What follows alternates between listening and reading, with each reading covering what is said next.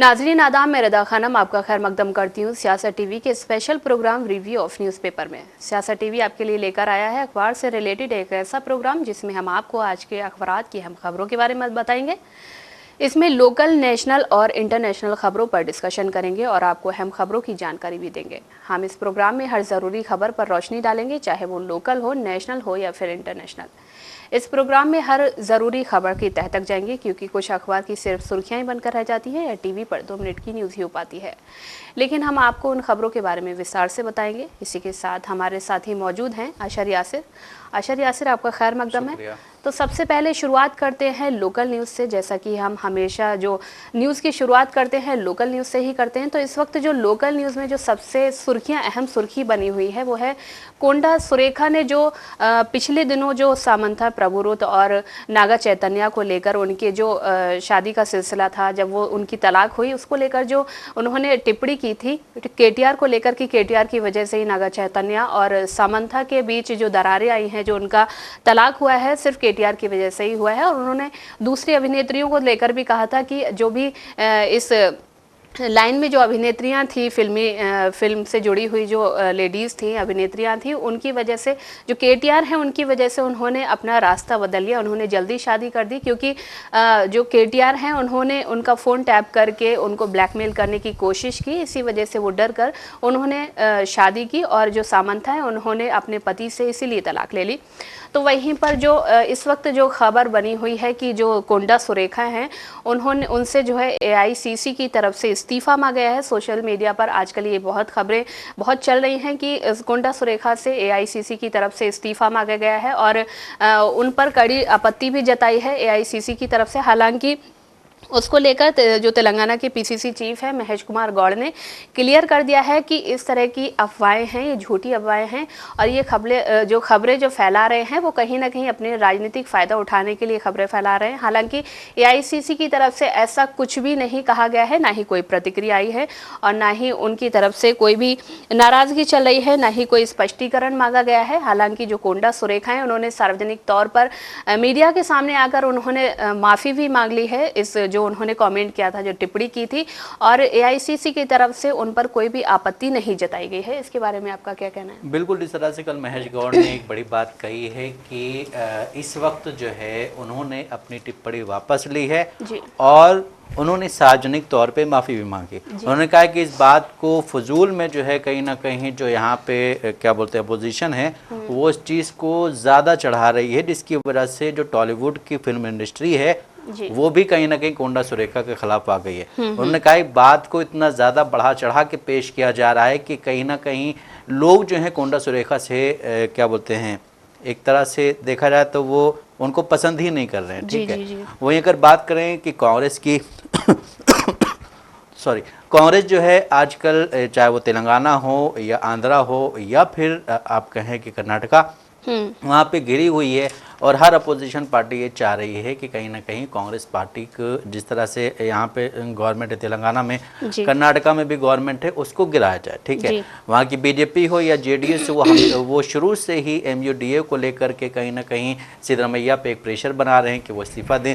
उसी तरह यहाँ पे जो है क्या बोलते हैं हाइड्रा को लेकर के जो यहाँ की अपोजिशन पार्टी है वो जो है कहीं ना कहीं इसको ज़्यादा एक बड़ा मुद्दा बना रही है। हालांकि उसी बीच एक बड़ी खबर ये भी आई है कि असदुद्दीन ओवैसी ने कहा है कि जो तेलंगाना का सेक्रेटेरिएट है वो अगर उसमें आता है एफटीएल में और वो अगर यहाँ पे सरवाइव कर सकता है तो गरीबों के घरों को क्यों गिराया जाएगा। ठीक है, इस तरह से देखा जाए तो हाइड्रा को लेकर के इस वक्त बहुत एक क्या बोलते हैं बहुत ज़्यादा अपोजिशन हावी थी। उसी बीच कोंडा सुरेखा का जो ये कमेंट आया है उसको लेकर के अपोजिशन ने और ज़्यादा क्या बोलते हैं उग्र रूप ले लिया। ठीक है, वो कहीं ना कहीं उसको जो है क्या बोलते हैं इसको वो आगे और बढ़ाना चाह रहे हैं। इसी बीच जब यहाँ के जो फिल्म इंडस्ट्री है उन्होंने जब इस पे कमेंट करना शुरू किया तो कोंडा सुरेखा ने इस बात का जो अपनी टिप्पणी थी उसको वापस लिया और उस पर सार्वजनिक तौर पे माफ़ी मांगी है। लेकिन उन्होंने केटीआर पे जो बयान दिया था उस पर उन्होंने कहा है कि मैं इस पर कायम हूँ। ठीक है, मैं इस पर कायम हूँ क्योंकि केटीआर ने जो किया है वो जो है बहुत गलत है। लेकिन वहीं देखा जाए तो बीआरएस की तरफ से हमेशा से जब से कांग्रेस की सरकार बनी है तो कहीं ना कहीं ये चीज़ हमेशा रही है कि कांग्रेस सरकार को जो टाइम मिला है उस टाइम में उन्होंने वो चीज़ें नहीं की जिन जिन वादों को लेकर के वो सत्ता में आए थे। इसी बीच एक वो भी है कि यहाँ के जो किसान हैं उनको लेकर के भी बीआरएस पार्टी जो है काफ़ी ज़्यादा एक्टिव उनके साथ है। चाहे वो सेल्फी वाला मामला हो, किसान अपने खेतों से सेल्फी लेकर के सीएम को भेज रहे थे। उसी बीच अब ये भी देखा जाए कि केटीआर ने जो है कहीं ना कहीं एक वो भी बोला है कि कांग्रेस गवर्नमेंट ने यहाँ के किसानों के साथ धोखा दिया। तो रिदा, जिस तरह से एक होती गवर्नमेंट कहीं पे, तो उसके खिलाफ जो वहाँ की अपोजिशन पार्टी होती है वो खड़ी रहती है। वो मतलब उसकी एक एक चीज़ पे नज़र रखी जाती है। चाहे वो आप अभी देख लें पश्चिम बंगाल में हो, पश्चिम बंगाल में भी अगर थोड़ा सा भी मामला होता है तो ममता के खिलाफ बीजेपी पूरी तरह से एक्टिव हो जाती है, ठीक है। उसी तरह दिल्ली में आप देख लें कि दिल्ली में अगर क्या बोलते हैं थोड़ा सा मसला होता है केजरीवाल के खिलाफ, तो वो वहाँ की जो मेन अपोजिशन पार्टी है बीजेपी, वो बहुत एक्टिव हो जाती है। तो इस तरह से जहाँ पे भी इस तरह की चीज़ें होती हैं, अगर अपोजिशन वहाँ पे मजबूत होती है तो वो एक्टिव हो जाती है। अभी दिल्ली की अगर हम बात करें तो दिल्ली में अपोजिशन में कांग्रेस भी है, लेकिन कांग्रेस है नहीं वहाँ पे ज़्यादा, तो कांग्रेस नज़र नहीं आती। लेकिन वहाँ पे अपोजिशन में जो है वो है बीजेपी, तो बीजेपी हर चीज़ में एक्टिव रहती है। इसी तरह यहाँ पे अपोजिशन में बीजेपी भी है, लेकिन बीजेपी की सीटें बहुत कम हैं, तो वो इतनी नज़र नहीं आती। लेकिन बीआरएस जो है हर चीज़ में कहीं ना कहीं नज़र आती रहती, चाहे कोंडा सुरेखा का मामला हो या हाइड्रा का मामला हो या किसानों का मामला हो, हर चीज़ में बीजेपी आगे मतलब कहीं ना कहीं आगे आती रहती है। जिस तरह से अभी कुछ टाइम पहले यहाँ पे जो है क्या बोलते हैं डेंगू की बात चली थी, तो जो बीमारी चली थी उसमें भी ये बोला गया बीआरएस की तरफ से कि कांग्रेस गवर्नमेंट जो है वो कहीं ना कहीं दवाओं को सही से सप्लाई नहीं होने दे रही है। इस पर भी आप देखें कि जो भी अपोजिशन पार्टी है वो हमेशा सत्ता पक्ष को लेकर के एक्टिव मोड में रहती है। जी, तो बात की आपने किसानों की, जिस तरह से किसानों ने सेल्फी अभियान की शुरुआत की थी, तो इसी को लेकर जो बीआरएस पार्टी है उन्होंने भी इसका आह्वान किया था, उनका समर्थन भी किया था। और बीते शनिवार को 3 किसानों जो धान के किसान हैं उन्होंने आत्महत्या कर ली। तीनों ने एक ही दिन आत्महत्या की और इसको लेकर केटीआर जो है कांग्रेस पर पूरी तरह से हमलावर है। उन्होंने कहा कि जो रेवंत रेड्डी की सरकार है वो किसानों के साथ अन्याय कर रही है, इसी वजह से किसान दिन ब दिन आत्महत्या की तरफ बढ़ते जा रहे हैं। उनके मन में एक क्रोध है और प्रतिशोध की भावना है। उन्होंने कहा कि अगर वो किसानों का समर्थन नहीं कर सकते तो उन्होंने ये जो गारंटी उन्होंने दी थी 6 गारंटी, उन्होंने ये गारंटी क्यों दी। और वहीं पर जो टी हरीश राव हैं जो बीआरएस के जो नेता हैं, उन्होंने भी केटीआर जो रेवंत रेड्डी हैं उन पर निशाना साधते हुए कहा कि जो रेवंत रेड्डी की सरकार है वो हाइड्रा को लेकर गरीबों को परेशान कर रही है, गरीबों के मकान तोड़ रही है। वहीं पर उन्होंने जो 6 गारंटियां थी उनका भी जिक्र किया। उन्होंने कहा कि जो 6 गारंटियां रेवंत रेड्डी की सरकार ने दी थी उससे जो है युवा परेशान हो गया है। जो उन्होंने बेरोजगारी की बात की थी, जो उन्होंने रोजगार लाने की बात की थी कि जो बेरोजगार युवा हैं उनको रोजगार देंगे, हालांकि जो 6 गारंटियों में उन्होंने बात की थी वो अभी तक उन्होंने लागू नहीं की है। तो इस तरह से देखा जाए तो बीआरएस जो है हर दिन हर समय रेवंत रेड्डी की सरकार पर हमलावर रहती है।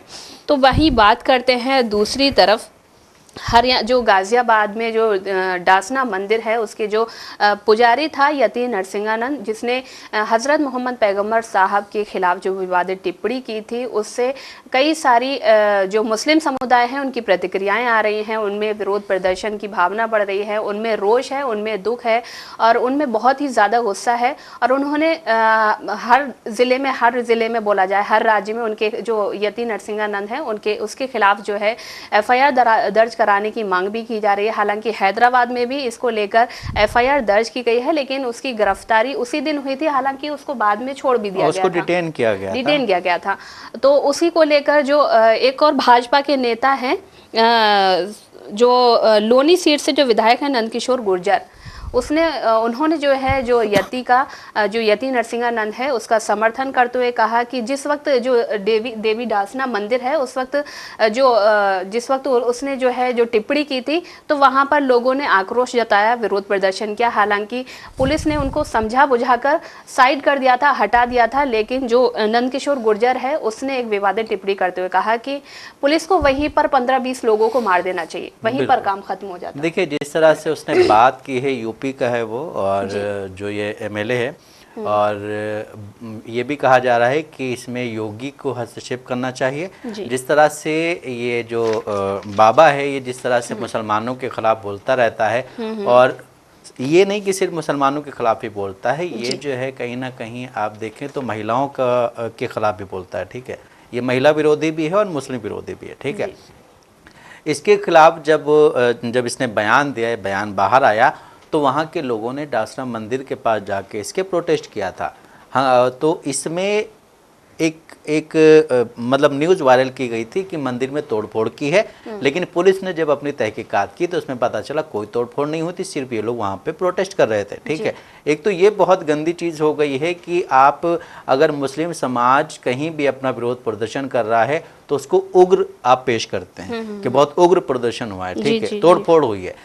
आप एक इंसान जो है वो मुसलसल मुसलमानों के खिलाफ उल्टे सीधे बयानात देता रहता है, पैगंबर मोहम्मद साहब के खिलाफ उल्टे सीधे बयानात दे रहा है, उसकी गिरफ्तारी क्यों नहीं कर रहे हैं आप? उस पर कोई केस क्यों नहीं चल रहा है? उस पर देश के प्रधानमंत्री योगी के सॉरी ये जो वहाँ के हैं योगी, यूपी के मुख्यमंत्री, उनको बात करनी चाहिए, उनको इसको चुप कराना चाहिए, लेकिन कोई चुप नहीं करा रहा है, वो अपने हिसाब से बात कर रहा है। मैं अगर बात करें कि यहाँ हैदराबाद की, तो यहाँ पे भी जो भी वो हैं यहाँ के एमएलए, उन्होंने जो है एक क्या बोलते हो ओवैसी के साथ जा करके एक वो दिया था, याचिका दी थी। ओवैसी ने बोला है कि ये बहुत गलत चीज़ें हो रही हैं। वहीं अगर बात करें all India Muslim personal law board की, तो उसने भी ये बात कही थी कि अगर इस तरह से बयान देता रहा तो हिंदुस्तान के हालात ख़राब हो सकते हैं जी, क्योंकि आप एक ऐसे इंसान पे बयान दे रहे हैं जिसकी हम उम्मत हैं, ठीक है, हम उनको मानते हैं, ठीक है जी। लेकिन आप मतलब कहीं ना कहीं पॉइंट आउट करके आप उस चीज़ को बार बार बोल रहे हैं, चाहे वो ये हो यति हो या फिर वो महाराष्ट्र वाला हो, रामगिरी हो, कोई भी हो। इस तरह के अगर कोई बयान देता है तो कहीं ना कहीं मुस्लिम जो हैं उन पे एक उसका बुरा असर पड़ता है, ठीक है। अगर वो कहीं उग्र हो गए खुदा ना खास्ता, तो फिर आप कहेंगे कि मतलब ये उग्र प्रदर्शन कर रहे हैं। और यही जो ये है क्या बोलते हैं बीजेपी का एमएलए है नंद किशोर, इसने बोला कि आप उन लोगों का एनकाउंटर करें जो लोग वहाँ प्रोटेस्ट कर रहे थे, 4-5 लोगों का एनकाउंटर करें। तो यूपी में चल क्या रहा है? अब बुलडोजर कार्रवाई खत्म हुई तो अब एनकाउंटर कार्रवाई शुरू हो गई है। आप देखें कि यूपी में एनकाउंटर्स बहुत हो रहे हैं, और अगर कोई पीसफुली प्रोटेस्ट कर रहा है वहाँ पे बैठ के कि भाई इसको अरेस्ट किया जाए, तो आप उसको अरेस्ट कीजिए। उसने ऐसा बयान दिया। वहीं अगर कोई भी इंसान मुस्लिम बंदा कोई अगर किसी मतलब क्या बोलते हैं एक भगवान पे कुछ अगर कोई भी ऐसी टिप्पणी कर दे तो उसको फ़ौरन अरेस्ट किया जाता है, उसके घर को फ़ौरन गिराया जाता है, उसको भगा करके उसका एनकाउंटर भी किया जा सकता है, ठीक है, ये कह रहा हूँ किया जा सकता है। लेकिन आप उस बाबा को ऐसा बचा रहे हैं, और उसको जो क्या बोलते डिटेन किया गया था उसको भी सिर्फ सेफ्टी पर्पज से किया गया था डिटेन, कि कहीं इस पे कोई आक्रामक रुख ना अपना ले। जो भीड़ थी वहाँ पे उसको सिर्फ एक सेफ्टी की वजह से ही मतलब आप ले दे के कहीं ना कहीं उसका साथ ही दे रहे हैं। और आप देखिए कि हिंदुस्तान के हर एक स्टेट में उसके खिलाफ एफआईआर की गई है, मतलब हर शहर में उसके खिलाफ एफआईआर की गई है। कोलकाता से भी एक हमारे दोस्त हैं, उनका भी वीडियो आया है, उन्होंने भी वहाँ पे अपनी क्या बोलते हैं कि एफआईआर दर्ज की है। और हर जगह के लोग कहीं ना कहीं इसको लेकर के काफ़ी नाराज़ हैं। और ये हिंदुस्तान के लिए सही नहीं कि हिंदुस्तान कहा जाता है कि एक भाईचारगी का देश है, यहाँ पे भाईचारे से सब रहते हैं। लेकिन एक लीडर अगर इस तरह एक क्या बोलते हैं बाबा अगर इस तरह से बयान दे रहा है तो उस पर गवर्नमेंट को कोई कार्रवाई ज़रूर करनी चाहिए जी। तो बीते दिनों जो देखा गया था, जो रामगिरी महाराज जो बाबा था, उसने भी विवादित टिप्पणी की थी पैगंबर मोहम्मद साहब को लेकर। हालांकि उसके खिलाफ भी कई राज्यों में एफआईआर भी दर्ज कराई गई थी। महाराष्ट्र में भी जो एमआईएम के जो लीडर है वहां पर वारिस पठान और जो दूसरा इम्तियाज जलील, उन्होंने भी शक्ति प्रदर्शन किया था कई सारे लोगों के साथ, कई किलोमीटर की यात्रा भी निकाली थी। हालांकि उसकी गिरफ्तारी भी अभी तक नहीं हो पाई है। तो कहीं ना कहीं देखा जाए, और जिस तरह से जो रामगिरी जी जो यति नरसिंहानंद ने जो टिप्पणी की है, तो योगी सरकार जिस तरह से उस पर कानूनी कार्रवाई करने की कानूनी कार्रवाई नहीं कर पा रही है या उसको गिरफ्तार नहीं कर पा रही है, गिरफ्तार करना चाहिए उसको। यूपी की गवर्नमेंट को कार्रवाई करनी चाहिए। जिस तरह से वो देश की भावनाओं को भड़का रहा है, मुसलमानों की भावनाओं को भड़का रहा है, उससे कहीं ना कहीं अगर युवा उग्र हो गए, जिस तरह से all India Muslim personal law board का कहना है कि अगर युवा उग्र हो गए तो ये देश के लिए सही नहीं होगा। और ये बिल्कुल सही बात है। अगर इस तरह के कोई बयान दे रहा है तो उसके लिए और देश के लिए सही नहीं होगा। अगर कोई भी उठ करके कुछ ऐसा काम कर देता है, उससे फिर पूरे देश में कहीं ना कहीं फसादात पैदा हो सकते हैं। जी, तो जैसा कि योगी सरकार पर भी इल्ज़ाम लगाए जा रहे हैं कि योगी सरकार इन बाबाओं को संरक्षण दे रही है, जिस तरह से ये विवादित टिप्पणी कर रहे हैं। हालांकि अगर एक सरकार पूरी तरीके से मुखर हो जाए, पूरी तरीके से इन पर लगाम लगाने की कोशिश करे, तो इनका कोई ये कभी भी इस तरह की टिप्पणी नहीं कर सकते हैं, जैसा कि रामगिरी महाराज ने किया, यति ने किया। हालांकि यति की बात करें तो वो कई टाइम से इस तरह के विवादित बयान देता आ रहा है। खैर, वो तो एक बाबा है जो भाजपा के जो नेता हैं, जो सत्ता पक्ष में है, जो ऊंची ऊंची पोस्ट पर बैठे हुए, वो भी इस तरह की जो मुसलमानों को लेकर भड़काऊ हमेशा भाषण देते रहते हैं। और जो योगी सरकार है वो कहीं ना कहीं इस तरह के अपराधियों को संरक्षण देने का काम करती है। जैसा कि देखा जाए, केंद्र सरकार में भाजपा की सरकार है और ज़्यादातर ज़िलों में भाजपा की सरकार है, और वहाँ पर ही ऐसे विवादित बयान सामने आते हैं। और देखा जाए तो भाजपा केंद्र की जो सरकार है वो संरक्षण देने का काम कर रही है, और वहीं पर जो है भाजपा पर ऐसा इल्ज़ाम लगाया जा सकता है या देखा जा सकता है कि भाजपा कहीं ना कहीं इन लोगों को संरक्षण देकर अपनी राजनीति चमकाना चाहती है। बिल्कुल, इन लोगों को संरक्षण देती है, अपनी राजनीति चमकाती है। उसके बाद जब ज़्यादा विरोध प्रदर्शन होते हैं तो इनको अरेस्ट कर लिया जाता है, मतलब डिटेन कर लिया जाता है कि इन पे कोई आंच ना आनी चाहिए। और उन्होंने भाजपा के जो महिला नेता उनके खिलाफ भी बहुत सारे बयान दिए। उस दौरान भी किसी भी भाजपा नेता की इतनी हिम्मत नहीं हुई कि वो इनको अरेस्ट करवा सके। तो कहीं ना कहीं आप उससे डरे हुए हैं जी। और इस डर का क्या मतलब इससे क्या फायदा हो रहा है आपको, ये देखना है। तो ऐसा देखा जाता है कि भाजपा जो है धर्म का सहारा लेकर जो है नफरत का बीज बो रही है, नफरत की राजनीति कर रही है और नफरत का खेल खेल रही है। तो वहीं बात करें जिस तरह से महाराष्ट्र में और बाकी राज्यों में जो विधानसभा चुनाव होने वाले हैं, तो हर पार्टी अपना अपना रुख बता रही है और अपने अपना प्रचार भी कर रही है। तो वहीं पर जो RSS के जो मोहन भागवत हैं, प्रमुख मोहन भागवत हैं, उन्होंने भी कई सारे लोगों को संबोधित किया। उन्होंने एक संबोधन में 3000 RSS प्रमुख ने 3827 स्वयंसेवकों को संबोधित करते हुए उन्होंने भी कहीं ना कहीं इस तरह का जो है राजनीति में आने का ही काम किया है। राजनीति से जो परे रहते हैं वो लोग इस तरह का काम नहीं करते हैं। उन्होंने कहीं वो भाजपा को समर्थन देते हुए उन्होंने बोला है, जिस तरह से आजकल जो माहौल चल रहा है धर्म को लेकर, तो उन्होंने धर्म को लेकर ही बात की है। उन्होंने धर्म, हिंदू समुदाय को लेकर, हिंदू धर्म को लेकर कहा है कि जो हिंदू धर्म है वो जो है भाषा और धर्म की जाति को छोड़कर एक हो जाए, और हिंदू धर्म जो है बहुत ही उच्च प्रवृत्ति का है, उच्च श्रेणी का है। तो वहाँ के जो लोग हैं वो जाति और भाषाओं को ना देख के अपने धर्म में पूरी निष्ठा के साथ निभाएं, और जो अपने धर्म के लोग हैं उनका साथ देकर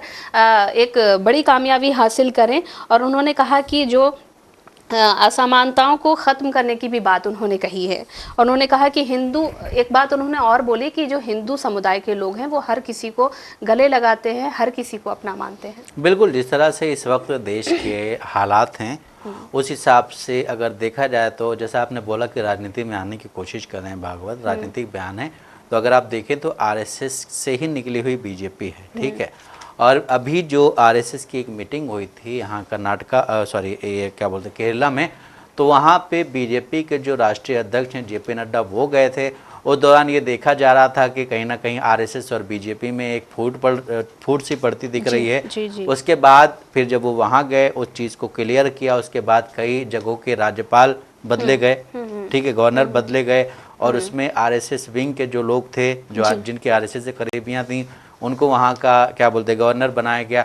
और RSS के जो प्रमुख हैं वो इस तरह के बयान देते हैं, और अगर वो इस तरह के बयान दे रहे हैं उससे पहले इन जैसे जो क्या बोलते हैं यति और क्या बोलते हैं वो जो महाराष्ट्र वाले बाबा थे रामगिरी को, उनको भी एक बार समझाना चाहिए कि आप जिस तरह से उन्होंने बोला कि हिंदू समाज को एक साथ होकर चलना चाहिए, सिर्फ हिंदू समाज का नहीं, अगर आप पूरे हिंदुस्तान के लोगों के एक साथ लेके चलेंगे तभी इस देश का भला हो पाएगा, उससे पहले भला नहीं हो पाएगा। क्योंकि अगर सब अलग अलग राह में भागेंगे तो हिंदुस्तान तरक्की नहीं कर पाएगा, ठीक है। एक तरफ हमारे देश के प्रधानमंत्री बोलते हैं कि हमारा देश बहुत तरक्की कर रहा है, वहीं दूसरी तरफ अभी आप देखें अगर वही उन्होंने बात की ना धर्म को लेकर के, अगर आप देखें तो यूपी के या दिल्ली के कई ऐसे होटल हैं, कई ऐसी दुकानें हैं मीट की जो बंद हैं। मुसलमान तो खा रहा है ना, मुसलमान को खाने दिया जाए, लेकिन नहीं, नवरात्रि चल रहे हैं तो यहाँ पे दुकानें बंद होंगी। तो ये आप कहीं ना कहीं मुस्लिमों को परेशान मुसलमानों को ही परेशान किया जा रहा है और कुछ नहीं हो रहा है। ठीक है, सिर्फ मुसलमानों को परेशान किया जा रहा है। अभी आपने देखा था कि ये जो तिरुपति का लड्डू था, इसके बारे में जो एक वो हुई है कंट्रोवर्सी, उसमें भी एक नाम आया था कि ये जो है कहीं ना कहीं मुसलमानों की कंपनी से घी बन के आया, लेकिन बाद में फिर उस चीज़ को क्लियर किया गया नहीं, ये झूठी खबर है। तो इस तरह की अगर एक खबर फैल जाती है, इस तरह की अगर छोटी सी भी खबर कोई बड़ा लीडर एक बोल देता है जो फेक होती है, लेकिन लोगों के जहन में बैठ जाती है कि हाँ ऐसा हुआ होगा जी, ठीक है। तो इस तरह की चीज़ें नहीं होनी चाहिए। आरएसएस प्रमुख हैं वो कोई मतलब कोई यहाँ पे जो है क्या बोलते हैं राजनीतिक तो कोई वो है नहीं, और ये भी है कि बीजेपी उसी से निकली हुई आरएसएस से, लेकिन आपको अपने लीडर्स को भी समझाना चाहिए, आपको आपके संगठन में जो लोग हैं उसको भी समझाना चाहिए। और जिस तरह से देखा जाए 2014 से लेकर के 2024 में आरएसएस का दायरा बहुत बढ़ा है। ठीक है, आरएसएस में बहुत सारे लोग गए हैं, क्योंकि आपके जो क्या बोलते हैं देश के प्रधानमंत्री हैं वो भी आरएसएस से ही हैं। ठीक है, और हमारे क्या बोलते हैं जो वहाँ के मुख्यमंत्री उत्तर प्रदेश के, वो भी आरएसएस से ही आते हैं। हालांकि जब ये हुआ था इलेक्शन 2017 में, तो उस वक्त यूपी में बीजेपी ने मुख्यमंत्री का चेहरा अनाउंस नहीं किया था। राजनाथ सिंह सोच रहे थे कि हम मुख्यमंत्री बनेंगे, लेकिन जब वो जीत गए, सत्ता में आ गए, तो क्या बोलते हैं यही जो क्या बोलते हैं इनकी तरफ से बोला गया कि योगी आदित्यनाथ को जो है वो मुख्यमंत्री बनाया जाए। तो कहीं ना कहीं योगी आदित्यनाथ भी आरएसएस विंग से आते हैं। ठीक है, और वहाँ पे अभी जो ये हुआ है चुनाव, लोकसभा चुनाव 2024 का, इसमें भी एक चीज़ सामने आई थी कि कहीं ना कहीं यूपी में आरएसएस वर्सेस बीजेपी हो रहा है। ठीक है, इसके बाद काफ़ी सारी खबरें आई थी कि योगी आदित्यनाथ बाहर जा सकते हैं, योगी आदित्यनाथ की कुर्सी छीनी जा सकती है, लेकिन फिर आरएसएस आई, उसने बैठ करके लखनऊ में एक मीटिंग की और वो चीज़ें सॉल्व कर दी। तो आरएसएस प्रमुख जो हैं या देश के जो प्रधानमंत्री नरेंद्र मोदी या स्टेट्स के जो वो हैं चीफ मिनिस्टर्स,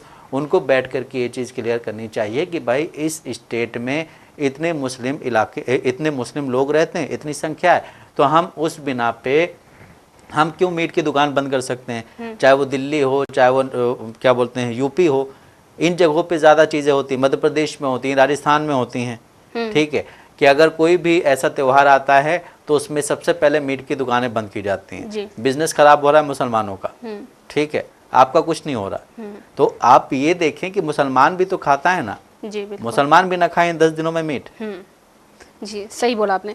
तो सबसे जो इस वक्त जो हमने बोला कि भाजपा जो है किसी भी तरह जो है नफरत की राजनीति करती है धर्म का सहारा लेकर, तो वहीं बात करें जो विधानसभा चुनाव की जो बात चल रही है इस वक्त, महाराष्ट्र में विधानसभा चुनाव होने वाले हैं आने वाले दिनों में। हालांकि 2 राज्यों में विधानसभा चुनाव पूरे हो चुके हैं और उसके रिजल्ट भी आने वाले हैं। हालांकि कहीं ना कहीं भाजपा उसमें जो है कांग्रेस को लीड मिलते हुए दिखाई दे रही है और इसी की वजह से भाजपा जो है पूरी तरह से बौखला गई है, ऐसा कि दूसरी राजनीतिक पार्टियां भी बोलती हैं। हालांकि राहुल गांधी ने भी ऐसा बयान देते हुए कहा है कि उन्होंने आरोप लगाया भाजपा पर कि भाजपा जो है नफरत की राजनीति करती है। उन्होंने कहा कि भाजपा जो है गोवा में सांप्रदायिक माहौल बिगाड़ने का प्रयास कर रही है। बिल्कुल, अब अभी हम बात कर रहे थे ना आरएसएस की और बीजेपी की।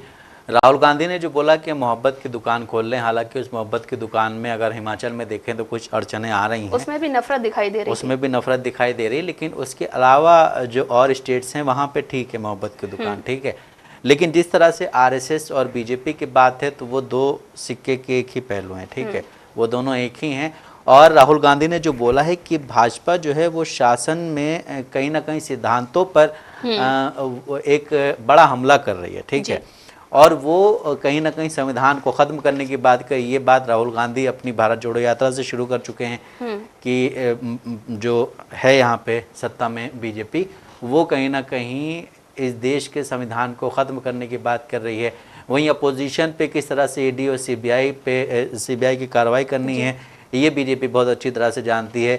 जो भी लीडर ज़्यादा बोल रहा होता है उसको बैक करवा दिया जाता है, या अगर बीजेपी किसी पे बहुत ज़्यादा बोल रही कि इसने बहुत वो किया, घपला किया, घोटाला किया है, तो अगर वो रातों रात बीजेपी में शामिल हो जाता है तो फिर उसके सारे केसेस बंद कर दिए जाते हैं। ये हमने अजीत पवार वाले केस में देखा महाराष्ट्र में। तो महाराष्ट्र में भी ये नहीं कि बीजेपी के लिए राह बहुत आसान है, ठीक है, महाराष्ट्र में भी टफ है मामला, ठीक है। और जिस तरह से हम बात करते हैं राहुल गांधी की या कांग्रेस की, तो कांग्रेस कहीं ना कहीं अपने सिद्धांतों पे चल रही है, सिर्फ एक स्टेट के अलावा, हिमाचल प्रदेश। हिमाचल प्रदेश में बीच में भी ऐसी चीजें आई थी कि सरकार डगमगा गई थी और सुक्खू कहीं ना कहीं उस तरह के फैसले ले नहीं पा रहे हैं, क्योंकि वो जो हैं क्या बोलते हैं विक्रमादित्य सिंह, वो एक ऐसी मतलब मजबूत लीडर है वहाँ के माने जा रहे हैं कि वो उस चीज से हट नहीं रहे हैं। वो कहते हैं कि हमने बोल दिया है तो बोल दिया है। हालांकि उसके बाद उनकी जो माँ हैं प्रतिभा, उन्होंने भी मीडिया के सामने आकर के बोला कि हम दिल्ली गए थे, सिर्फ मिलने गए थे। अब इस पे ये है कि कांग्रेस को इस पे क्लियर मैसेज देना चाहिए कि जो वहाँ पे हुआ था मस्जिद का केस, ठीक है, उसके बाद नेम प्लेट वाला, उसके बाद ये हुआ नेम प्लेट वाला, तो इसमें कांग्रेस को सामने आकर के ये बोलना चाहिए कि ये चीज़ें नहीं होंगी। हालांकि देखा जाए यासिर, तो जैसा कि विक्रमादित्य सिंह ने जो कहा था कि नेम प्लेट वाला मसला मतलब किया जाएगा, और उन्होंने कहा कि हमारी जो आला कमान है उन्होंने मतलब इस पर कोई प्रतिक्रिया नहीं दी है। लेकिन दूसरे ही टाइम हमने देखा कि दूसरे या तीसरे दिन उनको बुलाया गया, वो उनकी मम्मी भी गई थी और वो भी गए थे, और उन्होंने बाहर आते हुए कहा कि इस तरह से मतलब जो हमारा आला कमान तय करेगा वही हम करेंगे। तो कहीं ना कहीं अंदर खाने इस बात की चर्चा चल रही थी कि दूसरे समुदाय, जो मुस्लिम समुदाय है, उसके खिलाफ कोई भी जो एक्शन लेते हैं वो ना लिया जाए, जिस तरह से वहाँ पर ये चीज़ थम गई है। बिल्कुल, जिस तरह से आप देखें कि वहाँ पे जब ये मस्जिद का शुरू हुआ, ठीक है, उसके बाद नेम प्लेट वाला आया, नेम प्लेट का बयान जब उनका आया, उसके बाद ही राजीव शुक्ला जो हैं बीजेपी के ये इनके सीनियर लीडर हैं कांग्रेस के, और वो जो हैं कहीं ना कहीं वहाँ के प्रभारी भी हैं और राज्यसभा एमपी भी हैं, उनका बयान सामने आता है कि ऐसे कोई चीज़ नहीं है और इस पे बात होगी, इस पे बात होगी बैठ करके। उसके बाद वहाँ के मुख्यमंत्री जो हैं सुखविंदर सिंह सुक्खू, उनका भी बयान आया कि ऐसा कुछ भी नहीं है नेम प्लेट वाले में। तो कहीं ना कहीं अगर एक लीडर इस तरह के, आपकी पार्टी का एक नेता जो मंत्री है, वो इस तरह के बयान दे रहा है, तो उस पर कोई एक्शन होना चाहिए कि आप पब्लिक को उग्र बना रहे हैं, आप लोगों को उग्र बना करके इस तरह की चीजें नहीं कर सकते हैं। लोग परेशान हो रहे हैं। जिस तरह से हम देखते हैं हैदराबाद में हाइड्रा को लेकर के, एक कहीं ना कहीं हाइड्रा का क्या मसला है ये अभी तक लोगों को समझाया ही नहीं किया, ठीक है, उसके बाद क्या होगा ये भी लोगों को नहीं समझाया गया। लेकिन एक ऐसी न्यूज वायरल की जा रही है कि उससे लोगों को नुकसान ही हो रहा है बस, ठीक है, उसके बारे में आप चीजें समझाइए पहले, ठीक है, उससे क्या नुकसानात है। जैसे नेम प्लेट का मामला है, वहाँ पे नेम प्लेट से क्या नुकसानात हैं, क्या है, ये चीजें आपको बतानी चाहिए। जी, जैसा कि यासिर हमने एक जिक्र किया कि महाराष्ट्र में, जैसा कि आपने बोला, महाराष्ट्र में जो है भाजपा की राह आसान नहीं है। तो वहीं देखा जाए जिस तरह से दो राज्यों में जो विधानसभा चुनाव हुए हैं, जो उसके एग्जिट पोल के जो नतीजे सामने आ रहे हैं, वहाँ पर हरियाणा में और जम्मू कश्मीर में भी कांग्रेस की ही जीत दिखाई दे रही है। वहीं पर जो हरियाणा की बात करें, हमेशा भाजपा दावा करती रहती है कि इस बार जो है फिर से भाजपा की सरकार आएगी। हालांकि देखा जाए वहाँ पर भाजपा जो है अपनी जीत के जद्दोजहद में है, वो बहुत ही मुश्किल से वहां पर खड़े हुए दिखाई दे रही है। हालांकि देखा जाए दूसरी ही तरफ बात करें कांग्रेस की कहा जा रहा है, जिस तरीके से एग्जिट पोल के जो नतीजे आ रहे हैं, वहां पर कहा जा रहा है कि कांग्रेस की वापसी होगी, और इसी से जो है भाजपा घबरा गई है। बिल्कुल, इस तरह से अभी जो एग्जिट पोल आए हरियाणा और जम्मू कश्मीर के, उसमें यह है कि भाजपा 27 सीटें हरियाणा में, और वहाँ पे कांग्रेस 54 सीटें, और जेजेपी जो वहाँ की पार्टी वो 1 सीट, और जो वहाँ की एक और पार्टी INLD वो 2 सीटें लेके आ रही है, ठीक है। वहीं अगर बात करें जम्मू कश्मीर की, तो जम्मू कश्मीर में जो है 27 सीटें बीजेपी के पास हैं, आने की उम्मीद है, और 42 सीटों पे कांग्रेस और नेशनल कॉन्फ्रेंस की आने की उम्मीद है, और 7 सीटों पे बीजेपी के आने की उम्मीद है, और 14 सीटें जो है वो अदर्स के खाते में जाने की उम्मीद है। लेकिन वहीं अगर बात करें, कल ये रिजल्ट आने, ठीक है, कल ये रिजल्ट आने, इससे बाद में भी जो इस देश में लोकसभा के इलेक्शंस होने, चाहे वो क्या बोलते हैं महाराष्ट्र हो, दिल्ली हो, बिहार हो, झारखंड हो, इन जगहों पे जो होने इलेक्शन, इसमें भी अगर आप मतलब अभी जो पोल्स आ रहे हैं, जो लोगों के सर्वे आ रहे हैं, उसमें ये है कि महाराष्ट्र में और दिल्ली में और बिहार में कांग्रेस का जो गठबंधन है उसके आने की पूरी उम्मीद है। लेकिन झारखंड में जो है कहीं ना कहीं लड़ाई बहुत मजबूत मानी जा रही है। तो बीजेपी के लिए अभी राह इतनी आसान है नहीं। बीजेपी ने जो अभी किया है अपने वो क्या बोलते हैं लोकसभा में जो प्रदर्शन किया है, उससे भी कहीं ना कहीं नज़र आ रहा है कि बीजेपी का ग्राफ अब गिरता जा रहा है, क्योंकि बीजेपी के ग्राफ गिराने वाले बीजेपी के लीडर्स खुद ही हैं, क्योंकि वो ऐसे बयान देते हैं, चाहे वो कंगना रनावत हो या और भी कई लीडर्स हैं जो इस तरह के बयान देते हैं जो नहीं देने चाहिए। उससे आप एक तबके को खुश कर सकते हैं, लेकिन उस तबके में लोग ऐसे भी होते हैं जो समझदार होते हैं, ठीक है। तो वो समझदार लोग फिर ऐसी चीज़ों पे नहीं जाते हैं कि हमारे यहाँ दंगा होगा, ये होगा, वो होगा, ठीक है। तो इन चीज़ों पे बीजेपी को काम करना चाहिए और देश में जो है शांति के लिए और देश में जो बेरोजगारी है उसको ख़त्म करने के लिए, देश में जो महंगाई है उसको ख़त्म करने के लिए काम करना चाहिए, ना कि आप सिर्फ इस तरह के बयान दे रहे हैं। जी, तो जैसा कि हरियाणा में कहीं ना कहीं कांग्रेस लीड करते हुए दिखाई दे रही है, तो वहीं पर जम्मू कश्मीर में जो एनसी और कांग्रेस का जो गठबंधन है वो लीड करते हुए दिखाई दे रहा है, वहां पर उनकी सीटें अच्छी आते हुए दिखाई दे रही हैं। तो वहीं पर जो जम्मू कश्मीर में जो एनसी के प्रमुख हैं फारूक अब्दुल्ला, उन्होंने एक बयान दिया है मीडिया के सामने। उन्होंने कहा कि पीडीपी जो है, पीडीपी के एक नेता हैं ज़ुहैब, उन्होंने कहा है कि हम आने वाले दिनों में जो एनसी और कांग्रेस का गठबंधन है उनके साथ आ सकते हैं। इसी पर खुशी जताते हुए जो एनसी के प्रमुख हैं फारूक अब्दुल्ला, उन्होंने कहा है कि बहुत ही खुशी की बात है और हम चाहते हैं कि साथ मिलकर जम्मू कश्मीर के लिए हम लोग काम करें और जो भाजपा है जो नफरत की राजनीति करती है उसको यहाँ से उखाड़ कर फेंका जाए। तो इस तरह से जो पीडीपी है, एनसी है और कांग्रेस आने वाले दिनों में जो विधानसभा के जो चुनाव आएंगे, जो नतीजे आएंगे, उसमें साथ आने की कोशिश चल रही है और साथ आएंगे तो उन्होंने कहा कि एक अच्छा विकास होगा यहाँ पर। तो जैसा कि नाजरीन आपने देखा कि हमने आपको न्यूज़पेपर के जरिए अहम खबरों से रूबरू कराया है। ऐसे ही ज़रूरी खबरों से रूबरू होने के लिए हमारे साथ इस प्रोग्राम से जुड़े रहें और अगर आपकी इस प्रोग्राम से रिलेटेड कोई भी राय है तो हमें कमेंट बॉक्स में ज़रूर बताएं। इसी के साथ हमारा प्रोग्राम यही ख़त्म होता है। मुझे और मेरे साथी अशर यासिर को दें इजाज़त। अल्लाह हाफिज़।